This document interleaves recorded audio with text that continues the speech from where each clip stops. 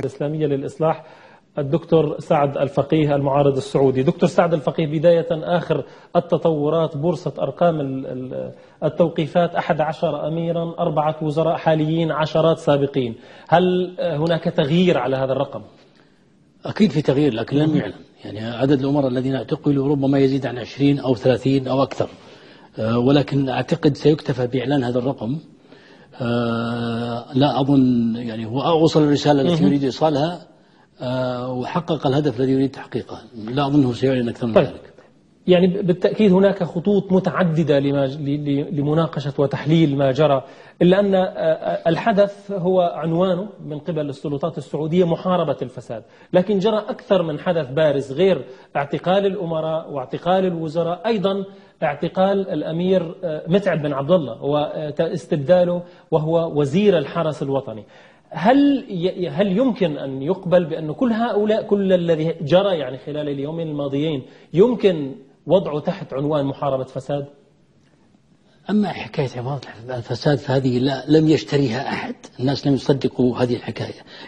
إنما الحكاية المعقولة والقابلة للتصديق أن محمد بن سلمان يريد أن يحقق هدفين. الهدف الأول في وقت واحد، يعني عصفورين بحجر. الهدف الأول أن يغلف إقصاء متعب بهذه الهلمة الكبيرة، بهذه القصة الكبيرة، قضية محاربة الفساد، وأنه يجمع عدد كبير من الأمراء حتى يقل مشكلة متعب. لأنه لو أقصي متعب لوحده كحدث مستقل لأصبحت ردة الفعل كبيرة في العائلة، ولربما تحرك عدد كبير من العائلة غاضبين ومنزعجين من هذا التصرف. لكن أن يشن عليهم حملة فهو أولا يرهبهم، وثانيا يجعل كل واحد منهم لديه شعور أنه سيكون عليه خطوة تالية في خطة محاربة الفساد. فهي مظلة إذن لتنفيذ الحركة الأخطر وهي إقصاء متعب. إذا أنت ترى بأن هناك ربط بين توقيف متعب وتوقيف الأمراء الآخرين؟ جدا. لكن هناك هدف آخر كذلك. محمد بن سلمان يريد الاستحواذ على هذه الأموال، يعني هو يريد أن يكون هو الفاسد الوحيد. يقال أنه مجموع الأموال التي جمدت حتى الآن ربما يصل إلى $1 تريليون، أو 2 أو 3 أو 4، الله أعلم. لكنه المطلوب ليس الأموال التي جمدت، هو يستطيع أن يجمد هذه الأموال داخل المملكة بدون أن يعتقلهم.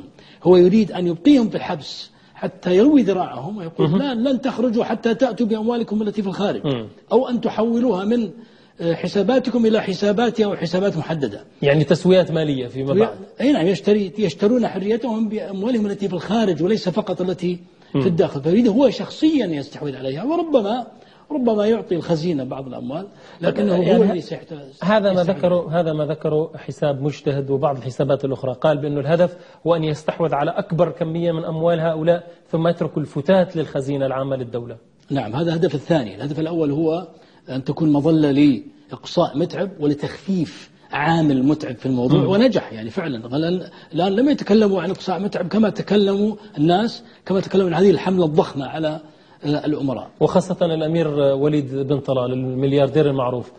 الناس يعني تعرف وليد بن طلال لا تعلم أن عبد العزيز بن فهد ومحمد بن فهد وخالد بن سلطان ونايف سعود بن نايف ومشعل وغيرهم عشرات أضعاف غنى الوليد بن طلال. لكن الوليد بن طلال لأنه يعلن ماليته فالناس يعني ينظرون إليها بضخامة. في واحد من اللي ذكرت ثروته أكبر من ثروة الوليد بن طلال.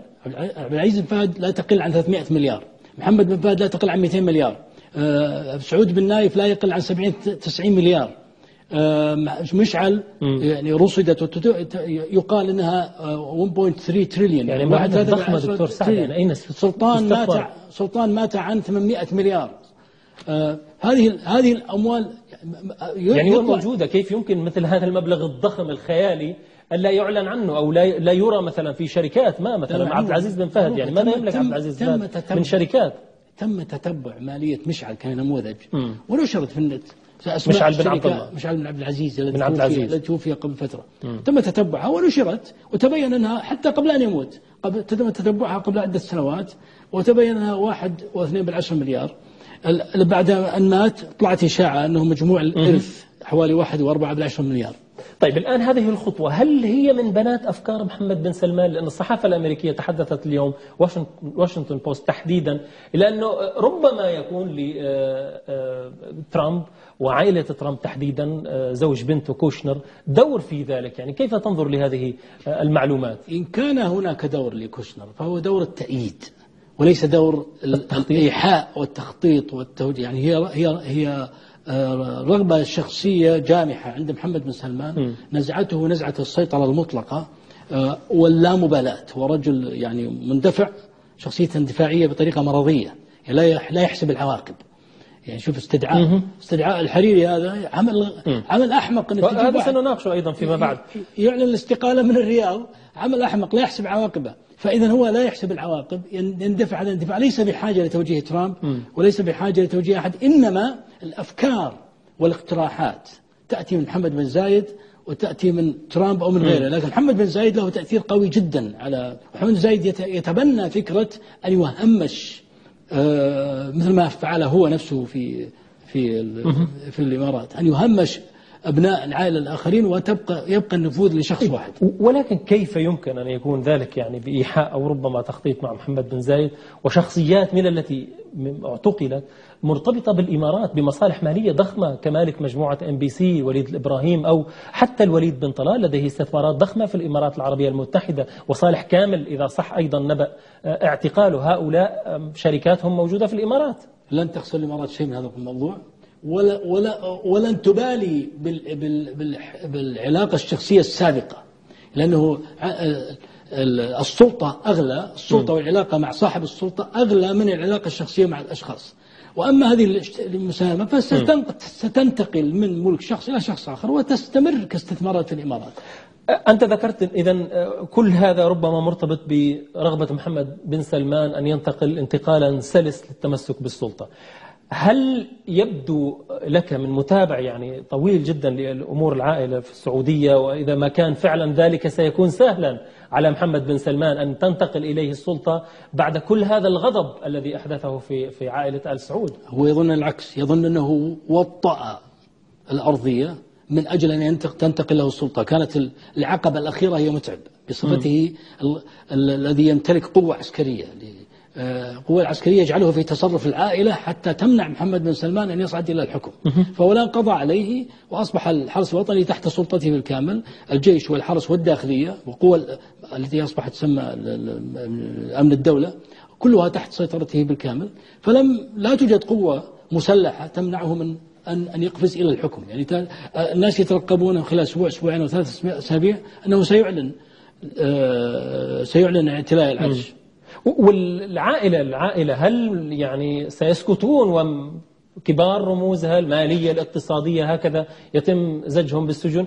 ربما هذه سابقة حتى في تاريخ العائلة السعودية، أليس كذلك أن يعتقل هذا العدد الكبير من الأمراء؟ العائلة ليس عندها جهاز منظم، ليس عندها مجلس ولا هيئة منظمة. هيئة البيعة أسطورة أضحوكة يعني سواها الملك عبد الله، وهو خرق أول من خرقها. مجلس العائلة كذلك سواه الملك عبد الله ولم تقم له قائمة. فليس عندها هيئة ولا دستور ولا نظام. لكن ليس من المستبعد يعني عمل منظم لن يخرج، لن يتم عمل منظم ما الذي تعتقد يعني كيف يمكن أن يكون احتجاج؟ أعمال متفرقة. يعني ربما أشخاص يطلعون بيان من خارج المملكة، أو أشخاص حتى يستخدمون السلاح أو يمولون مجموعة من التكوينات قبلية. هذه واردة، لكن عمل منظم بمعنى أن تجتمع العائلة وتصدر موقف ضد، أستبعد ذلك تماما. طيب. الوحيد القادر ولكنه متردد وجبان جدا هو أحمد بن عبد العزيز. لماذا؟ ما الذي بيده؟ وطبيعته أنه جبان ومتردد، لكنه قادر لأنه السليم صحيا وسليم عقليا من أبناء عبد العزيز ومستقيم نوعا ما، يعني أكثر استقامة من غيره من بقية، فلذلك محترم داخل العائلة ومحترم كذلك خارج العائلة. فلو تحرك مبكرا لتمكن من إيقاف محمد بن سلمان، لكن الآن فاتته الفرصة. العنوان الذي وضعناه للموضوع أو الزاوية التي وضعناها عنوان للموضوع هيئة كبار العلماء عندما تؤيد مثل هذه الخطوات، هل تعتقد بأن الشارع السعودي سيتقبل ذلك التأييد من منطلقات شرعية على أن هذه الحملة كما قال محمد بن سلمان وكما قال الملك يعني في بيان تشكيل لجنة مكافحة الفساد هي لمحاربة الفساد؟ بالمناسبة لجنة مكافحة الفساد، اللجنة هذه التي يرأسها هو أسسها الملك، تأسست بعد اعتقال الأمراء، يعني اعتقلوهم ورموهم في السجن وبعدين قرروا تشكيل لجنة. هيئة كبار العلماء لا تدري ماذا يقال وماذا يحصل. هناك شخص مستلم ما يسمى بأمانة هيئة كبار العلماء اسمه الماجد، ويصدر بيانات باسم هيئة كبار العلماء، وهم يعني راضون غصب، يعني طبعا لا يعترضون ولا يؤيدون، ما همهم يعني ماذا يقال باسمهم، ما همهم، ليس عندهم لا مسؤولية دينية ولا ورع ولا تقوى ولا خوف من الله سبحانه وتعالى يقلقون بها على ما ينسب إليهم من مواقف. ولكن إذا كان فعلا هناك فساد، يعني لدى بعض هذه الشخصيات أو حتى المؤسسات التي تدير هذه الشخصيات، فمن يجرؤ على الدفاع عنها؟ دفاع عن مين؟ عن الدفاع عن هذه الشخصيات، يعني من حيث المبدأ إذا كان في فساد وضبط على هؤلاء الأمراء أو هؤلاء الوزراء أنهم قاموا بعمليات فساد، فأليس من واجب الهيئة وغيرها أن تشجع مثل هذه الخطوة؟ لا، بس إذا كانت هناك نية صحيحة لمحاربة الفساد فليحارب جميع الفاسدين.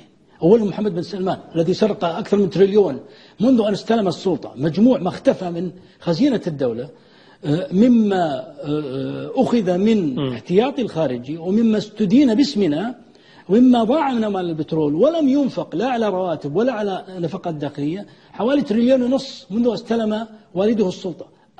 أين ذهبت؟ ذهبت إلى جيب محمد بن سلمان. شركة نسمة التي استحوذت الآن على كل عمل بن لادن وسعودي وجي وغيرها التي يملكها محمد بن سلمان. صندوق الاستثمارات يقال أنه معظم النشاط الذي فيه يؤول في نهايته لمحمد بن سلمان، فهو الفاسد الأول. كيف يعاقب الفاسدين؟ الفساد لا يمكن أن يحارب إلا بشفافية وبحرية وبقضاء مستقل وبمعلومات مباشرة للجمهور ولا تستثني أحدا. أما أن يجي واحد كبير الفاسدين يحارب له 4 فاسدين، هذه هي ضحوكة. هل يمكن أن يكون ذلك من الناحية المنطقية، من الناحية الاقتصادية، مقبول وفق خطة بن سلمان 2030 إذا كانت البورصات العربية كلها الآن اليوم تهوي بأسهمها نتيجة ما جرى في السعودية؟ هل يمكن ماذا؟ هل يمكن فعلا أن تكون لهذه الخطوة انعكاسات إيجابية اقتصادية؟ لأن المسؤولين السعوديين تحدثوا أنه هذه الخطوات هي أفضل بيئة للاستثمار، لتشجيع المستثمر الأجنبي أنه سيستثمر في بيئة لا فساد فيها. العكس هو الصحيح. إذا كانت البلد قائمة على تصرفات غير محسوبة وتشنجات يومية وقرارات مفاجئة للجمهور، مفاجئة للاقتصاد، مفاجئة للسوق، فقطعا السوق ستنظر لهذا البلد كبلد غير مستقر ولا يصلح للاستثمار. لكن لو كانت هذه الأموال تؤخذ منهم وتضخ في الميزانية بإخلاص وصدق، وهو مستحيل طبعا، لكان بالعكس، لكان فرصة لا نحتاج فيها لا إلى ضرائب، وستحل عندنا مشكلة البطالة ومشكلة السكن ومشكلة الفقر ومشكلة البنية التحتية المهترئة. كل هذه المشاكل ستنحل. ولكن دعني مرة أخرى من الناحية النظرية، يعني إذا كان هؤلاء الأمراء لديهم فعلا في شركاتهم دعاوى فساد وتم التحقيق فيها، وهذه الأموال عادت لخزينة الدولة، نظريا يعني ألن يشجع المستثمر الأجنبي أن يستثمر في السعودية؟ لو عادت مش خزينة الدولة طبعا. وليس من المتوقع أن يحصل هذا الأمر. المتوقع أن تعود هذه الأموال إلى جيب محمد بن سلمان وخاصته، وأما أن تعود خزينة الدولة فربما يأتي جزء بسيط منها، يعني 10% 15% منها إلى خزينة الدولة. طيب. والباقي إلى جيب محمد بن سلمان. الآن كان لافتا في هذه الاعتقالات أن تشمل، يمكن أن نسميهم أباطرة الإعلام السعودي أو الإعلام الممول السعودية، مالك روتانا، وليد بن طلال، مالك MBC، وليد الإبراهيم، مالك ART، صالح كامل. هل كان ذلك مصادفة، يعني أن يكون كل هؤلاء الذين يسيطرون على الإعلام ربما أحد أبرز أجنحة الإعلام العربي، يعني إذا قارناها مقابل الجزيرة؟ أنا أعتقد الإعلام بيد محمد بن سلمان، سواء كان هؤلاء يملكونه أو لا يملكونه. ولذلك الإعلام حتى بعد اعتقالهم لم يتحرك بكلمة واحدة. إذن لماذا اعتقلهم؟ اعتقلهم أسباب مالية. هم فعلا يملكون كمية ضخمة من الأموال، وبعضهم محسوب على تيارات أخرى، يعني بعضهم محسوب على تيارات أخرى داخل العائلة، يريد أن يطمئن أنهم لا يستخدمون أموالهم في دعم هؤلاء، مثل طلال، مثل صالح كامل مقرب جدا من محمد بن نايف، وليد الإبراهيم، أولاد بن فهد بالتأكيد، أولاد فهد، ولذلك يريد أن يقطع هذا الحبل. لكن السبب الأساسي هو المال، لأنه هذا يفسر لماذا أخذ التويجري وأخذ آخرين، وأيضا رئيس شركة بن لادن. ورئيس شركة بن لادن، نعم. سقوط مروحية فيها نائب أمير منطقة عسير، هل هي مصادفة ربما سيئة في التوقيت السياسي حتى تجعل كثيرين يربطها بأمر الاعتقالات؟ هي ثلاث احتمالات، إما أنها يعني حدث عادي، أو أنها صاروخ حوثي، أو أنها اغتيال، يعني قنبلة مدبرة من قبل محمد سلمان. أنا أرجح أنها حادث، ولكن يسرني جدا أن الشعب لم يعد يثق، و90% من الناس الآن يعتقدونها مدبرة. الناس ينظرون بعين الريبة والشك لمحمد بن سلمان، ما في أحد يثق بالنظام، يعني رغم أن الأدلة قوية على أنها حادث طبيعي، لكنه معظم الناس يشكك في ذلك. وكذلك يشككون ببقاء عبد العزيز بن فهد حيا أم لا. أيضا هناك معلومات إنه وكنت أريد أن أقول هذا الكلام. إشاعة وفاة عبد العزيز انتشرت انتشارا رهيبا وصدقت، يعني لم يعد أحد يشكك فيها رغم أنها لم تؤكد بعد. لماذا؟ لأنه هناك قناعة أن هذه الدولة لا يوثق بها، وأن الظن السيء هو المقدم على الظن الحسن. أنا قرأت، لا أدري إن صدق الخبر، عن الديوان الملكي السعودي يعني نبأ وفاة عبد العزيز بن فهد. لا، هذه غير صحيح، واحد مركبة، لم يصدر شيء حتى الآن. على كل حال، طيب الآن هذا أنت قلت المواطن السعودي لم يعد يصدق هذه الأنباء، إلى أين يمكن فعلا أن يتجه الوضع؟ الشارع السعودي هل سيبقى هكذا فقط يتداول هذه المعلومات على الفضاء الإلكتروني دون أي حراك على الأرض؟ على المدى القصير السلطة التابعة لمحمد بن سلمان ستشعر بشيء من السيطرة، ولكن على المدى الطويل السلطة فقدت كل أنواع الشرعية، فقدت الشرعية الدينية بالحرب التي شنها على الدين وعلى التقاليد والعادات والالتزامات، الحرب التي شنها على التجار والمؤسسات التجارية، الحرب التي شنها على العائلة الحاكمة. الآن حتى العائلة الحاكمة خسرها.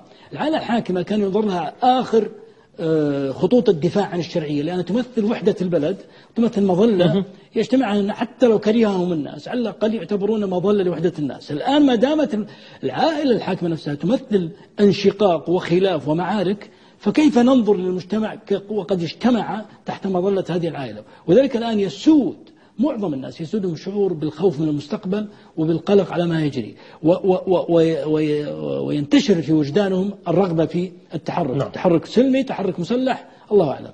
شكرا جزيلا لك دكتور سعد الفقيه، المعارض السعودي ورئيس الحركة الإسلامية للإصلاح.